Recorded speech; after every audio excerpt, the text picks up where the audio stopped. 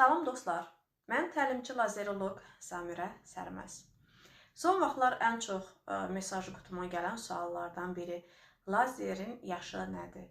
Hansı yaşda lazerə başlaya bilərik? İlk öncə onu bildirmək istəyirəm ki, dostlar, lazer bir şüa deyil. O bir işıqdır ki, sadəcə və sadəcə tükün follikuluna təsir eləmək gücünə malik bir prosedurdur.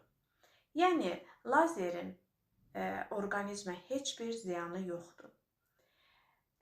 Amma məsləhət görürük ki, lazer epilyasiya xidmətindən daha çox istifadə başlanılsın ərgənlik dönəmi bitdikdən sonra. Deyə bilərsiniz ki, əgər orqanizmə heç bir ziyanı yoxdursa bu prosedurun, niyə aşağı yaşlarda məsləhət görülmür? Diqqətlə dinləyin dostlar.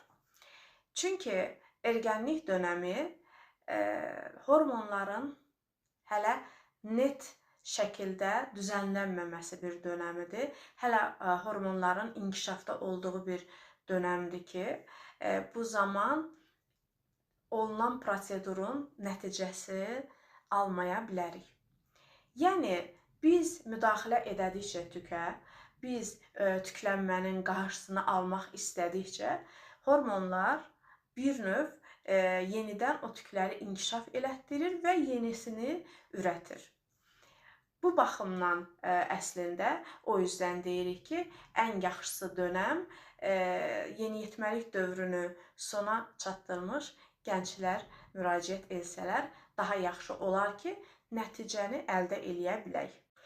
Amma bəzən deyək ki, 13 yaşında, 14 yaşında məsəl üçün qızlarımız var ki, bunlar tüklənmədən əziyyət çəkirlər. Ya bığ nahiyələri və yaxud qol-altı nahiyələrin tüklənməsi daha çox narahat edirsə, rahatsızlıq verirsə, o zaman valideynin razılığı ilə birlikdə, yəni yanlarında valideyni olmaqla yaxınlaşa bilərlər. Biz o tükləri götürə bilərik. Çünki zaten bunun bədənə heç bir ziyanı yoxdur. Amma bir şərtlə, necə yaxınlaşırıq gözəllərim? Valideyninizlə birlikdə. Onların razılığı olmadan, xahiş edirəm, daha gənc, yəni yeniyetmə vaxtlarınızda valideynin razılığı ilə, ancaq razılığını əldə eləmək şərti ilə yaxınlaşa bilərsiniz, o tükləri götürə bilərik. İnşallah ki, effektini də görərik.